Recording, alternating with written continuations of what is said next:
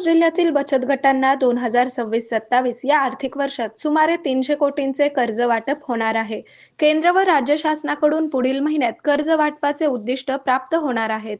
दरम्यान गतवर्षी बचत गटांना बँकांकडून 340 कोटींचे कर्ज वाटप झाल्याचे उमेदचे जिल्हा अभियान व्यवस्थापक सचिन चौरे यांनी सांगितले.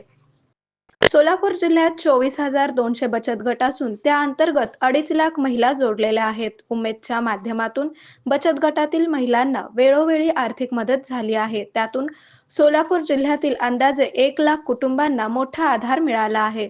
दरवर्षी बचत गटातील महिला उमेदच्या मदतीने बँकांकडून कर्ज घेतात आणि त्याची नियमित परतफेड देखील करतात. 30,000वर महिलांनी स्वतःचे व्यवसाय सुरू केले असून त्यातून अनेकांचे ब्रँड तयार झाले आहेत. रुक्मिणी महोत्सव असो की राज्य शासनाच्या माध्यमातून मोठे मोठे महोत्सव, त्यामध्ये बचत गटातील उद्योजक महिला सहभागी होतात. त्यातून त्यांच्या वस्तूंना बाजारपेठ मिळू लागली आहे. सुरुवातीला 30,000 ते 1 लाख रुपयांचे कर्ज घेतलेल्या बचत गटाची क्षमता आता 3 ते 10 लाखापर्यंत पोहोचली आहे.